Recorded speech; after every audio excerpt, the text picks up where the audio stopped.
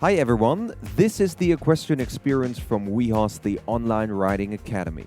My name is Christian Krober and this is our first ever podcast episode. Every 2 weeks, I sit down with trainers, experts, horsemen and women from all over the world to talk about horses, training and the passion for the sport. Today we're gonna kick things off in our inaugural episode with Karen Rohlf.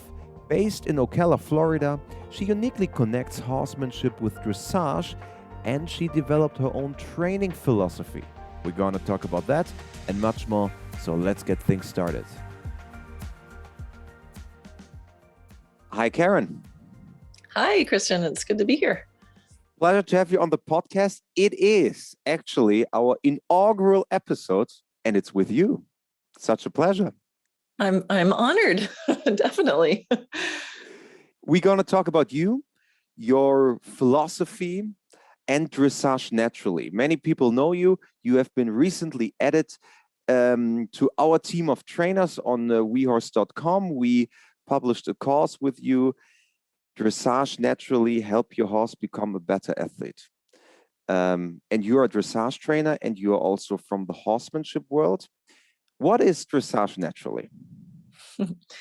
Yeah, Dressage Naturally really seeks to create stronger partnerships and healthy biomechanics. And we do this by combining the principles of horsemanship with the art of dressage. So it's really the best of both those worlds is my goal. And another big part of it is empowering riders to enjoy the process of learning with their horses. So it's very focused on helping riders to be able to get the most out of their experience and make the most progress, even if they're home by themselves without an instructor. So it's focusing also on the journey, not only on the results, the end results that could yield ribbons or other things, but it is the journey, the journey together. Absolutely. And I mean, really with horses, that is what it's all about, right? Because horses are in this moment and we have to be in this moment with them. And I found that self-doubt and trying to get things quote unquote right is a big roadblock for students. And so I really seek to help them feel what's going on in the moment, trust their feel, and to know what questions to ask themselves so that they can help find the answer. And by doing this, I feel like I can get people about 80% on target, at least, with nobody else there, just by empowering them to really observe what's going on, have some self-awareness, and get a little more confidence. And I mean, self-awareness is a great topic because it just, over the past years, really got into also the equestrian space. And I think self-awareness these days is almost mainstream, right? I hope so. I mean, here we are. To be aware of ourselves and what we're doing, the cause and effect of what we're doing is everything. I mean, it's like this is where our horses live and they're seeing us do stuff and trying to figure out what the heck we're trying to do. So I think we need to be aware of this. And, there's that quote or phrase, the best kept secret is between a rider and his horse. So there's been lots of times that I've experienced and I've seen students experience. They might be maybe having a less than lovely moment with their horse. The horse is leaning on them, or they know that they're using too much leg, and their trainer says, "Good," because it looks good. And in those moments, then the rider is being taught to like something that doesn't feel good between the horse and the rider. And so my priority is to get the horse and the rider communicating and on the same page. And then from that place, then a trainer can come in and say, hey, a little more energy or a little more bend. But what's really important, and this is the part that I think students can do, is to understand, hey, I just asked my horse for something and it didn't work out the way I wanted it to. I can tell, how can I make the very, very simple things work more easily between me and my horse. And when we get the harmony between the horse and the rider, then it's easier to teach that horse and rider. And I think because I focus really on holding a microscope up to those conversations and those communications, they're very basic. So they're fairly easy to improve, and as easy long to as the learn rider's also, trust. and also quite easy to pick up, right? Yes. Yeah. So that's, I kind of teach the whole range from, horsemanship all the way up to, Grand Prix dressage if you want. But I really focus on the quality of communication and the trust between the rider and the horse, the harmony, because I find at the upper levels, many of the problems can be traced back to disharmony in something very, very basic. And we try to, I try to help students get that excellent. Is this also the point where the horsemanship aspect is added to the equation? Yeah, it's hard for me to pull out the different pieces really, because they're so intertwined. But if we had to start somewhere, it has to start for me with the horsemanship and the relationship, the trust, the attitude that the rider has for the horse and the horse has for the rider. And that starts, I tell people, it starts with how you think about your horse before you even go see him. And then and then it continues to, what does your horse think when he sees you coming? And let's start there. And when you start prioritizing that kind of harmony and that kind of relationship with your horse, it has to kind of pull through everything, because if you have a great relationship with your horse, but then you're wrestling with them for a half pass, it's like, it won't feel good. It won't feel right. You have to go, wait a minute, why am I wrestling? And maybe it started with just, oh, my horse is a little crooked, or I'm a little crooked, or maybe it started with, it took me an hour to catch him in the pasture. So that's I really like to step out and see the whole big picture. Do you also have the feeling that our equestrian world is changing in that regard? That maybe 10 years ago, looking at those problems from the angle you just talked about, maybe wasn't that accepted, and now other arguments are also allowed in the discussion, and maybe even propelling the entire thing. Absolutely, because I know when I first started, I was a dressage trainer, and then when I started sticking my toes in the water of horsemanship stuff, I mean, it wasn't really well received in my dressage circles. They said, "Oh, she's crazy," or "That's stupid stuff," or, I never had heard the word horsemanship or natural horsemanship and dressage in the same sentence before. So, this was back in the late 90s, early 2000s. And, I really felt like an oddball. I didn't fit in the dressage world anymore, and I didn't really fit in the natural horsemanship world. And, but I just kept going because I saw it working. And so these days, I'm so happy to see so many people doing dressage and talking about the partnership and displaying it. And it's much more welcoming to have a horsemanship trainer, at least to start the young horses or to help problem solve. It's not seen nearly as strangely as it was back when I started it. And I think we have also seen that at the Olympics, by the way, because the gold medalist, Jessica van Breda-Werndl from Germany, in her first interview, she didn't emphasize that she had the greatest victory in her career. She emphasized the relationship to her horse. Yeah. And I found that striking, because probably 15 years ago, everyone would have said, yeah, we won the gold medal. No, she said, I was in perfect harmony with my horse. I love that. Yeah, I love that. And I think, I think horsemanship and getting good results with horses has to go together, but it sort of wears our attention, because there's some, I mean, we can still read Xenophon and, hear what he has to say. It's very horsemanship. So I think this is all coming for full circle, but it's sort of what's in the forefront of people's awareness and what are you prioritizing? think that's the difference, is when things are not going well, what do you prioritize and how do you handle that problem? And so I love that you just gave that story, because here's an example of something that did go well. And that was her first thought, was the harmony. And it just makes sense that if there's more harmony, you ought to be getting better results. If Exactly. if the judges are looking for the right things. You already mentioned it. You are coming from the dressage world, and you started riding when you were 12 with your first horse chassis, right? Yeah, I started riding way before that, but that was my first. It was my your very first horse. own horse, basically. Yes. Ah, okay. Yes. Yeah. Yeah. My mom had a horse when I was like 7. And so I used to go play around and ride him. And then I did, summer camp and stuff like that. The usual stuff when you do and love horses and you're young, right? Yeah. Yeah. And a pony club. And Yeah. how did that develop then? I did. Yeah. It was a real backyard. In fact, my mom was just a backyard rider. And she insisted that I learned how to ride bareback before I could ride with a saddle. And I'm glad I survived.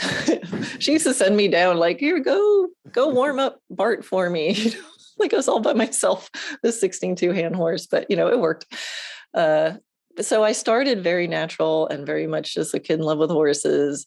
And then, finally my parents gave in and I got my own horse when I was 12 and did pony club. And then we were on a fox hunt that our pony club was invited to go on. And my horse took off, ran through the hounds. I was Really? oh yeah. I remember looking down because I was ragdolling at this point. I was so exhausted. And I remember thinking, this is against the rules. He cut right through. I'm thinking, turn my horse. He's taking off. Yeah, he passed everybody. I turned right through the hounds. And the huntsman had to like gallop up next to me and grab my horse. It was completely out of control. And he marched me up to my mom and said, take this girl for dressage lessons so she can learn how to control her horse. And so she did. And that's how I started dressage. Okay, and you're now based in Ocala, Florida, Yes. which is also one of the hubs and centers of the equestrian world. But are you also from Ocala? No, I grew up on Long Island in New York. Yeah, which is completely different, right? It is completely different. Yeah. And I worked out of a facility called Knoll Farm, run by Anne Gribbons, who's one of our top judges and trainers. So she lived in New York and now she has a place in Oviedo, Florida. But yeah, I was with her for 25 years or so as a student and then a trainer alongside of her. And I think Anne has been also a great influence on your career. Oh my gosh, yes. I mean, she taught me, and my second horse, my thoroughbred, that's the one that I did young riders with 4 years. And I mean, she taught me how to ride, she taught me how to train, and she taught me how to teach. She was so generous with her time. I mean, I remember when she would go away, she'd leave me her horses to ride. And now looking back, I'm like, I didn't know what I was doing. I mean, relatively, but she was so supportive of young riders. So she gave me so many great experiences. And even when I started going into natural horsemanship and I'd come back and be, here I am at her dressage facility and I'm one of her top trainers and I'm riding around bareback and bridleless. And she was open and she would ask questions. And while everybody else was often giving me funny looks. So I was really grateful that she allowed me that, because I know a lot of my students report that they're not allowed to do stuff like that at the dressage facility where they board. So Anne was very, very open, even though she probably thought I was crazy, but she's, she knew me well enough to know that if I was doing it, there must be something to it. And even to recently, she had a horse in her barn that was a very challenging horse and ready to be put down. And she called me and she's like, can you take this horse? So we still have a great relationship to this day. So she has been one of the great facilitators also of your philosophy eventually. Yeah, I mean, I think in that she didn't shut me down, she I was on track to be a judge. I had done the L Judge program and passed with distinction, and I was accepted into the small R Judge program here, and I'd done just about all the training, and I realized it's not really what I wanted to do. I love the education, but I didn't want to be in the box. So I remember telling her, I don't really want to be a judge, and she's a great judge. So I think she was very disappointed, but she never told me that. She just said, it's a shame because you'd be a great judge, but she was supportive. And, I had started taking lessons with her when I was 15. So she's a pretty big influence on my life.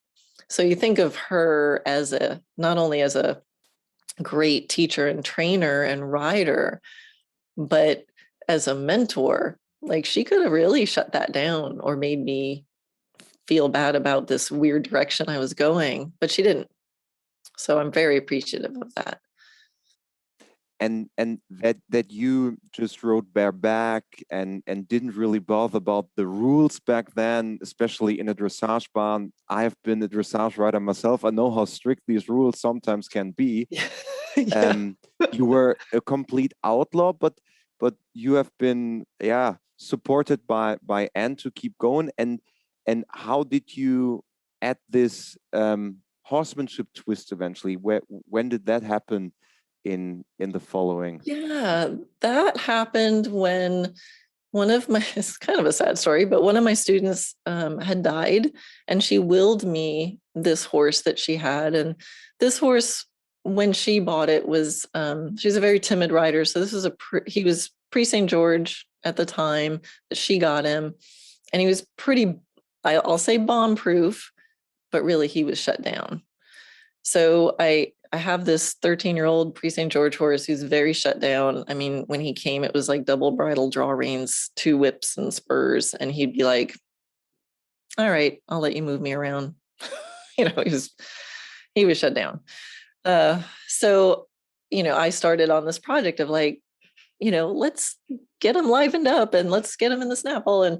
And he had also been having some soundness problems. And at this facility, there wasn't a lot of fields or turnout or things like that. So I thought, I need to figure out something kind of fun and cute and easy for this horse to do to make his life a little bit interesting. And I stumbled across a flyer for a Pirelli clinic. And I went and I saw horses standing on pedestals. So I'm like, okay, that looks silly and fun and easy for this, used up Grand Prix. I ended up getting him to Grand Prix, but he was, kind of used up, having some soundness problems. And at that clinic that was with one of the Pirelli's instructors, David Lichman, it was just a basic horsemanship clinic. And I learned things that I had never heard of before. And I found tensions in this horse that I didn't realize were there. I thought he was just shut down, but it was actually tension. And I never would have described this horse as tense. So during these 3 days, I found a level of relaxation with the horse, and I saw the light bulb starting to go off and his eyes brighten up. And so that was it. I thought, I got to know more about this. So, a little information is more dangerous than none. So I just started learning more and doing more with this horse. And it not only gave me some techniques to try to draw out the mental, emotional part of this horse, but it started reminding me of how it felt to be with my horses when I was a kid. It was giving me permission to have that relationship that I think I had turned off when I became, professional. I stopped doing the silly stuff. I stopped, when you're training everybody else's horses, you have to be a little bit disconnected when they're not your horses. So here I was with my own professional level, right? Yeah. Right. So here I was with my own horse again, and I was starting to be able to like do bareback and liberty and, stuff I used to do just as a kid. And I saw it not only feeling better for me, but I saw the light go off in his eyes. I saw the twinkle in his eyes come back. I saw him start to offer me more in his dressage with less effort. And I went, oh, wait a minute, what is going on here? Because I wasn't trying to do that. I was trying to just do something silly and fun for the horse, and it was affecting his dressage. And I went, okay, this is all starting to make sense with my thoroughbred that did young riders and how he had gone above and beyond the call of duty. He was a 7-year-old hunter jumper horse with a bowed tendon who didn't pass the veterinary exam for dressage. And, he'd ended up going up and doing young rider championships 4 years. And I always thought, gosh, what a special horse that horse was. And now here I was with this Grand Prix horse, this shut down horse. And all of a sudden he's starting to do all this really special stuff and offering things, at this point in his career more willingly than ever.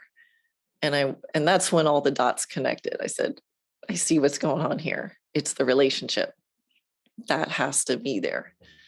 And that there's actually techniques to bring that out.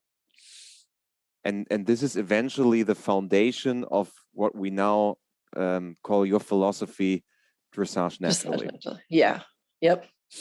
And then in 2003, just to finish this part off, you came to Florida to Ocala. Probably as the majority of people, how they came to Florida just for the winter time, but you ended up staying for good. I came for 2 months and I never left. Really? Yeah, I did. I came for 2. I was supposed to be gone for 2 months. And after 6 weeks, I called home and I went, not coming home. I'm not going to come back. I had my horse. I had my dog. Sunshine all year and no snow. Yeah. Yeah. And that was another I came because a student of mine had come here. And so I, leased some stalls at a barn near her. And it just happened to be 7 miles down the road from where the Pirellis have their place. Linda and Pat Pirelli, who are now divorced, but back in the day, Pat and Linda, still to date the headquarter of Pat Pirelli Natural Hospital. Yeah, they have a place in Colorado and a place here in Florida, which I didn't even know. So I came here, and then my friend David Lichman, who was at Prix instructor, he was here in Florida, and he literally like dragged me. He's like, you got to meet Pat and Linda. I'm like, I don't have time for this. I'm doing my dressage training. And and he's like, no, you really got to meet them. So I went over there, and I ended up being able to bring a horse to, I think it was Linda's class. And then when I was there, Pat invited me to study with him. I think they realized how unusual it was for a dressage professional to be that interested in what they're doing. So they were also very, very generous. I've been very lucky. To invite me to, stay the summer and play, with them with one of my horses, and then also to follow them to Colorado. So I was free. I'm like, sure. I got nowhere to be. So I followed them to Florida, and then to Colorado, and then back to Florida, and then ended up just buying my own place and doing my own thing. The Temenos fields. Temenos. Temenos. But it is actually, there's a special story behind that, isn't there? The word Temenos. Yeah, it's I first heard that word in a book that I was reading called Free Play. And it's a book by Steven Nachmanovich. And it's he's an artist. So it's very about the artistic creation, the process of that. And so I do a little artwork. So I was reading this book, and he said that before he created any artwork, he would set the temenos, and it was where he set the intention. And he said that the meaning of the word temenos was that it was a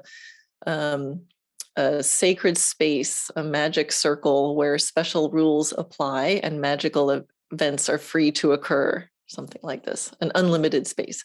And I thought, I like that. So it was for him, it was setting an intention of there's no rules, there's unlimited possibilities. stuff's free to occur. And I thought, what better a name for the property I bought? So I named my place Temenos Fields. Great. In the course we have with you, we also talk about the Happy Athlete Training Scale. What is the Happy Athlete Training Scale, Karen? Yeah, that is a training scale that I came up with to help show the prioritization according to me. So we have the dressage training scale that many people know, but I thought that's just one piece. We have to step out and get the bigger picture. So at the base of my training scale is happiness, and that goes for the horse and the human. So it's about ourselves showing up, doing what we need to do to show up to our horses as a happy individual, and that our horse, when he's out in the field away from us, has a happy existence, a happy life. So the welfare of the horse. And there's a cool definition of happiness that I think really is worth stating here, because Gandhi said that happiness is when what you think, what you say, and what you do are in harmony. And how important is that to horses, right? That we are making sense. It's not just like happy, dancing through the field of daisies. It's like, it's a real inner coherence. And when what we think, what we say, and what we do are in harmony, we're happy. So that's the kind of happiness I mean. And when the horse is a happy individual and I'm a happy person, then I have much more chance of being in harmony with my horse. I like seeing him. He likes seeing me. We're okay together. So it's also this personal relationship, me and my horse, right? Yeah. It's we become 1 + 1 is 1. We become something together. Yeah. It's that relationship. I think that's the harmony part, is really about the relationship. And then if we're in a harmonious relationship, then the next priority is communication. And communication is much easier if we're starting out from a place of harmony. And so at that stage, we're thinking about the quality of the communication. And I contrast that with techniques for control. So we want to prioritize communication. We want to be able to control our horse, because there's moments that we need to be able to do that to keep everybody safe. But that's not the goal. The goal is to have a communication, which is a dialogue, which involves listening as much as it does about directing. And once we're able to communicate, then we can say, all right, well, what do we want to communicate about? And then we can get into techniques.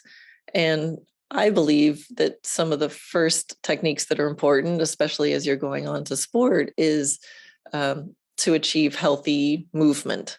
If we're going to be riding our horse or doing something with our horse, we owe it to them to make sure that we can sit on them and have them deal with our weight in a healthy way.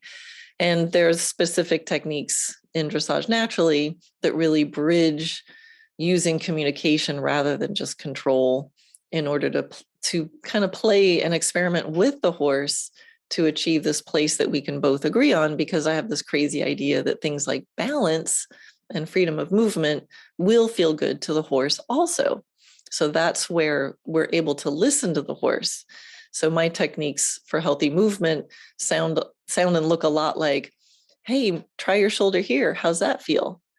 How about if I sit like this? How does that feel? And I'm asking my horse, and I'm listening to my horse, and I'm adapting until we get to a place that I call the sweet spot, which is where the horse and I both go, ooh, this feels good. And this is easy. So those are the techniques. And then once you can do that, and that's the part that I can really empower people to access. That's sort of my signature concepts. Now, let's do dressage, which to me is the gymnastic development of the horse.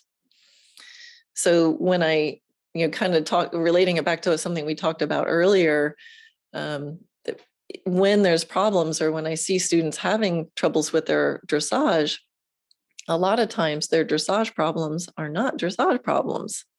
They're not gymnastic development problems. They're actually, they're not in the sweet spot of healthy biomechanics, or there's a lack in the communication, or there's a lack in the harmony, or there's lack in the happiness. So when I watch a horse and rider, I trace it all the way back. And I like, if we can see a problem down at the base, we need to go back there and then build it back up again. Many of our listeners, of course, know the classical dressage training scale, rhythm, relaxation, connection, impulsion, straightness, and collection, which is always also in my understanding always very technical, you know. And where do you see the bridge from your 4 cornerstones to those aspects and 6 elements, which are more like a pyramid, to the dressage training scale? Yeah, I mean, they come, I think dressage naturally, they fall within dressage naturally. So I was going to say dressage naturally comes before, but it actually doesn't come before because it never ends. Dressage naturally engulfs the dressage training too, because we can't just finish the, getting in this beautiful sweet spot of healthy biomechanics and then throw that out the window and start doing dressage, but it's sort of the context that the dressage training scale sits in. But I think, well, here's an example. Like, does straightness or contact of your horse matter if you're wrestling with them because he keeps trying to like push out towards the gate when every time you go around that side of the arena? So I have a prioritization. It's like, who cares about the posture? Who cares about the straightness or the bend if your horse is running away with you? Or it took, or he took 3 people to hold him while you got on the saddle, Yeah. So it's, I always look at this priority. So when I meet a student, if I were to boil it down to 3 chunks, I see someone for his first time. I think, how's the foundation horsemanship? How's the happiness, harmony, basic communication? And if that looks good, then I think, okay, we can think about biomechanics, way of going, posture. And if that also looks good, now we can think about movements and patterns and gymnastics and collection and things like that. So those are, I take all of the training scales, mine and the dressage one. And when I first see someone, I look through those 3 filters. I go, are they basically happy with each other and communicating? Okay, great. Now we have enough of that to now think about their way of moving. And if their way of moving looks pretty nice, then we can think about exercises for gymnastics. Does that make sense? Totally. And I think the dressage training scale itself, back in the days when it has been developed, and you have been talking about Xenophon, for instance, they're like the foundation of those principles. They are very, very old. And I think especially communication has never been really looked at in the relationship between human and horse, and now as we develop also as an equestrian world, I think it's becoming more and more important, both if you are just a recreational rider or if you are someone with higher goals, that being on the same side with your horse makes a difference, regardless of if you just want to go out for trail riding or if you want to achieve an Olympic medal. Yeah, absolutely. And if you even looking at the dressage training scale, if you think rhythm, relaxation, okay, great. How?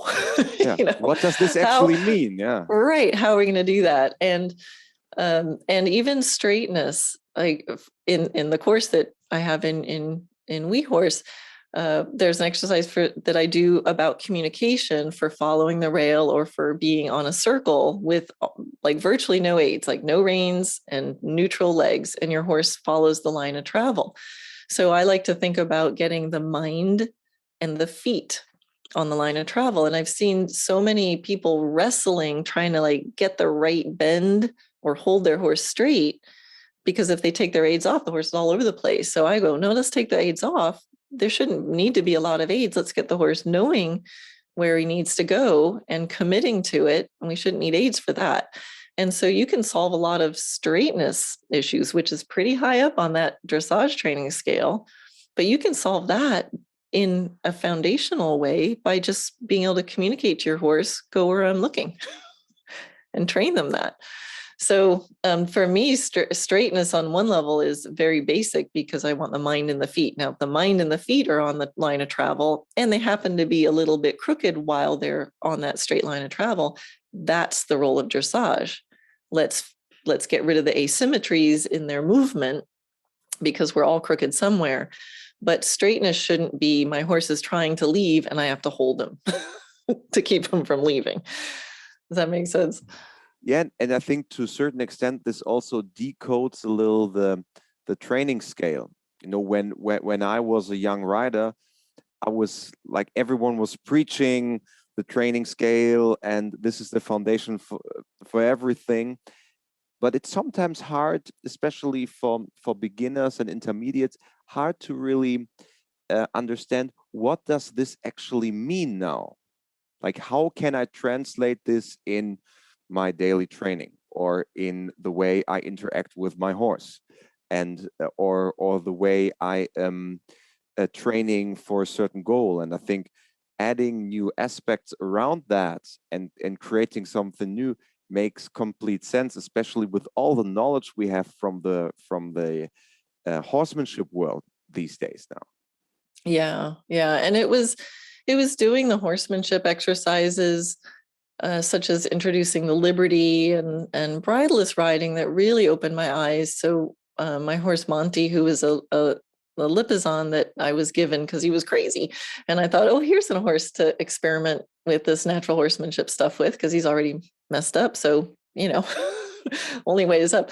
Nothing to but he was amazing, and I remember just thinking about communication at liberty and having him circle around me at liberty, and in trying to develop that, at first he doesn't, and he escapes a little here and there and doesn't quite make the circle. But then when his mind committed, he's like, I got it, I am committed to the circle, he would go into this beautiful stretch and bend. And I'm like, I don't have any aids on him. And he just improved his posture simply because he decided to do it. He said, I'm going to hook on that circle.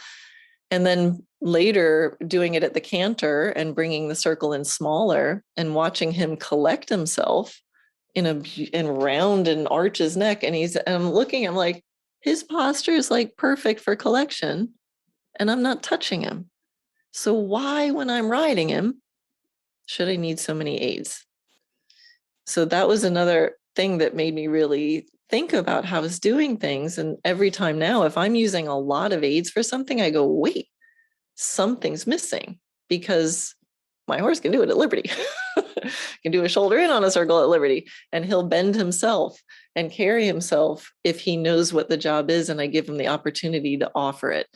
So now, not all horses, Monty was a Lipizzan, he had very natural tendencies to collection. Some horses need a little more help, they need dressage training, but to see how much would change and how much the posture would improve through mental commitment to it was eye-opening. It really made me question exactly what my aids were doing and how many aids I don't need if I really have the horse's trust and connection and understanding. And for all of our listeners that don't know a Lipizzan horse, the Lipizzan is from Austria, and it is a breed that is actually closely associated with the Spanish riding school in Vienna, and actually has been bred by the kings and queens, or actually I think it's even the Emperor of Austria back in the days, Austria-Hungary, and they bred especially the Lipizzan, especially for those high dressage, classical dressage movements in the Spanish riding school of Vienna, which is still on till today. We actually have courses with one of the masters from the Spanish riding school on wehorse, and it's a breed that naturally offers collection, for instance. Mm-hmm. Yeah, very cool. Karen, liberty work, is that still something you enjoy till today? Yes, I do. It's sort of my checkpoint. I can't say, there's some amazing Liberty people like the Pignons and, I am not that, but I do it as a very humbling experience for myself because it's really where you get a lot of the truth about how your horse feels about you, because they have so much opportunity to leave. And it really tests communication, because it's really about educating the horse to what you want them to do, and about pressure, tension and pressure, especially within myself. And I've got some really sensitive horses. I have a little national show horse, a little Spitfire named Atomic, and he's amazing at Liberty, or he just runs away from me and it's all up to me. So I like to do some Liberty work I feel like it's a really nice contrast to the intensity of dressage and the closeness and,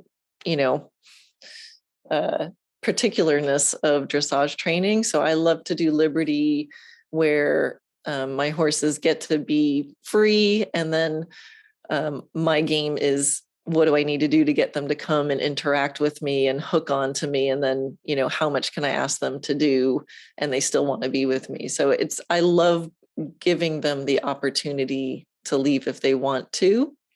I think it's very empowering for the horse. And then the game it's all up to me to somehow cause them to want to be with me. So it's a super fun exercise and can be very humbling. It can be magical and humbling, depending. That is true. Both ways. I think it's really good practice for dressage people to let go of control.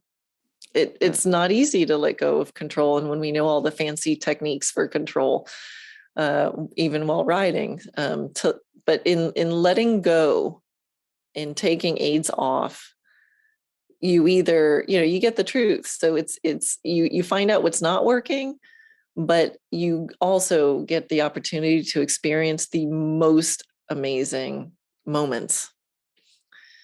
When you came up with your own method, and also, as you just said, Liberty work, this is not particularly common in the dressage world, to be frank. Did you get any backlash? How was the reception actually in the dressage world, where you say, hey, let's try the little horsemanship now? Yeah, it was interesting. The people back at the facility I left, I was told that the talk around there was like, oh yeah, she doesn't do real dressage anymore. She ran off and joined the circus. Like, how can I not be doing real dressage anymore? Anyway, and I've had I remember riding around in the place in Florida, and I'm riding around bridleless, and this one trainer came over, and he was all impassioned, and he started drawing pictures of horses' posture in the sand. He's like, no, it must be like this, and you can't let them go like this. And he was drawing pictures of collection and engagement. And I go, yeah, I know. Like, thanks, and I went off riding bridleless.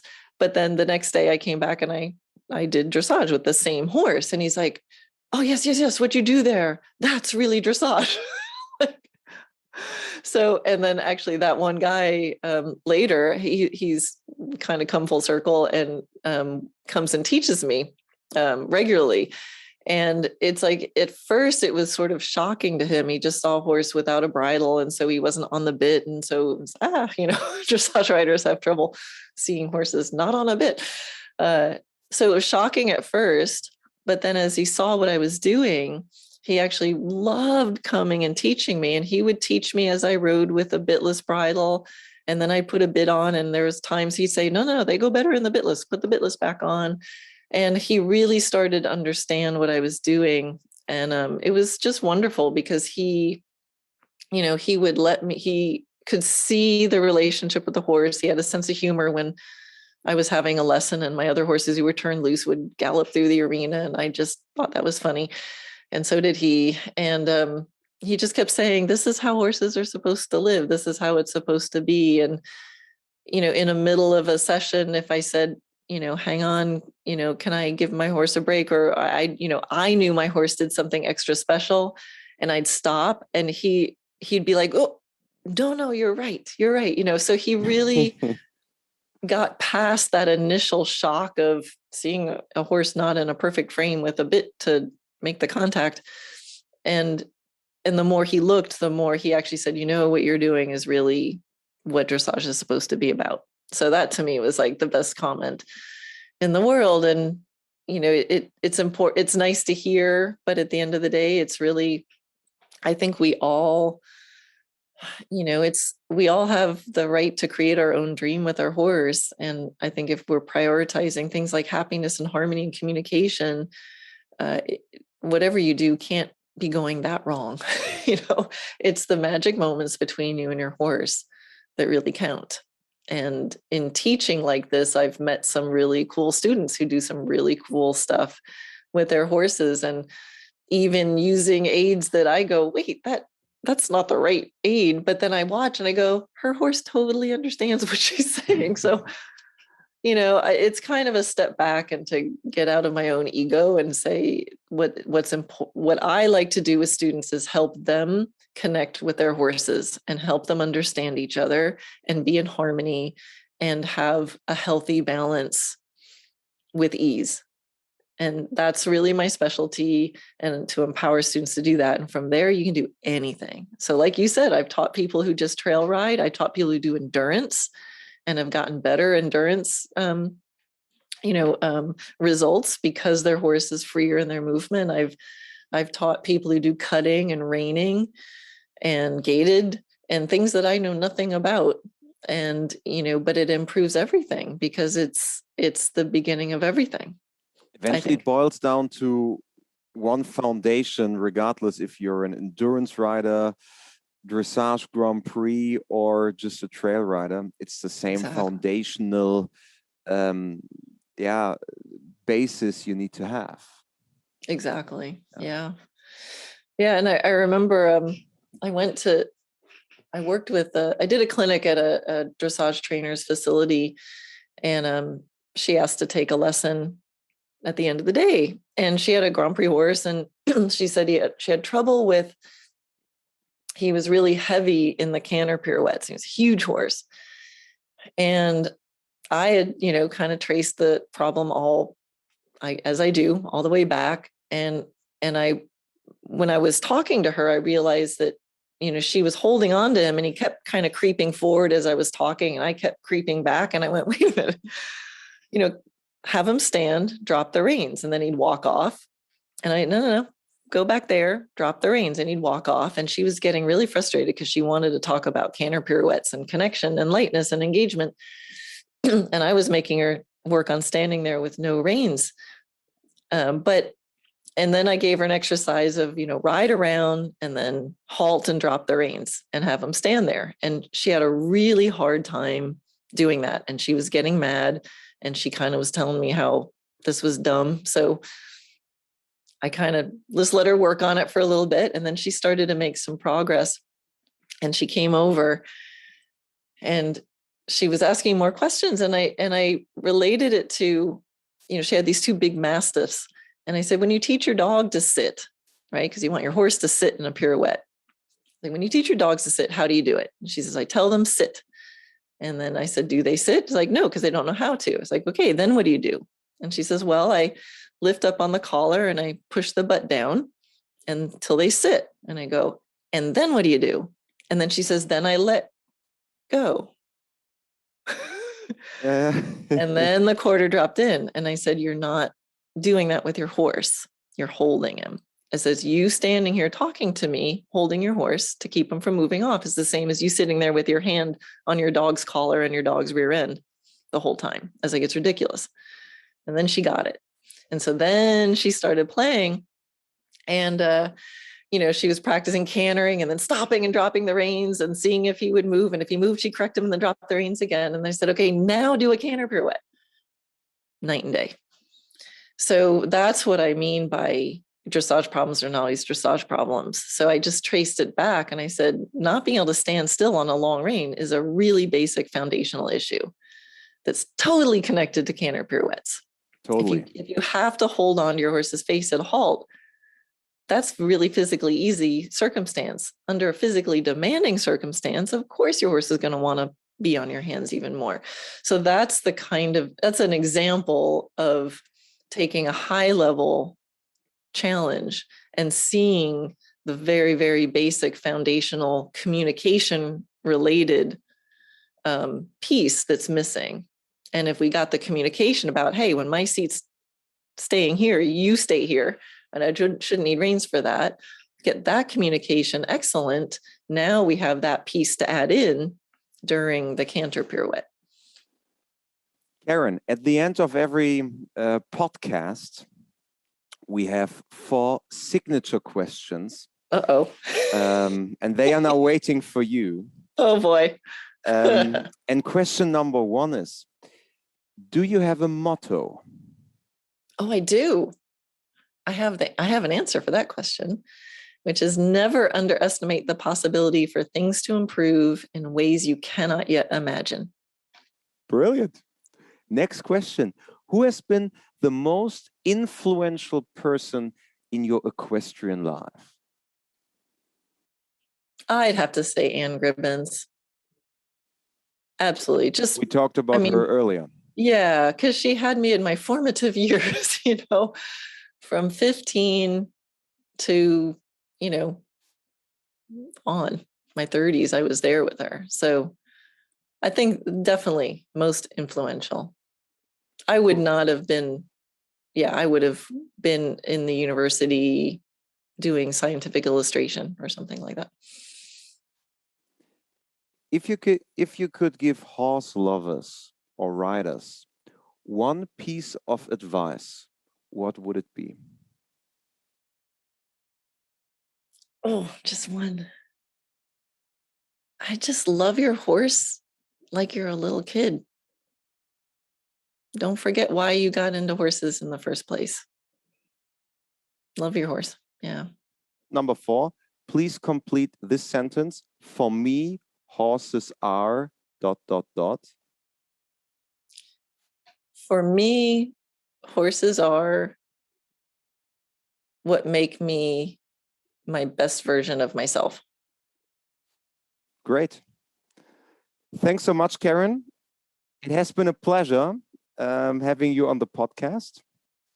Also, for all our listeners, you can see Karen at the wehorse Online Festival, 12th of September, 10 a.m. Eastern, alongside Olympian gold medalist and world champion Ingrid Klimke, equine massage therapist Jim Masterson, classical dressage expert Anja Biran, and you.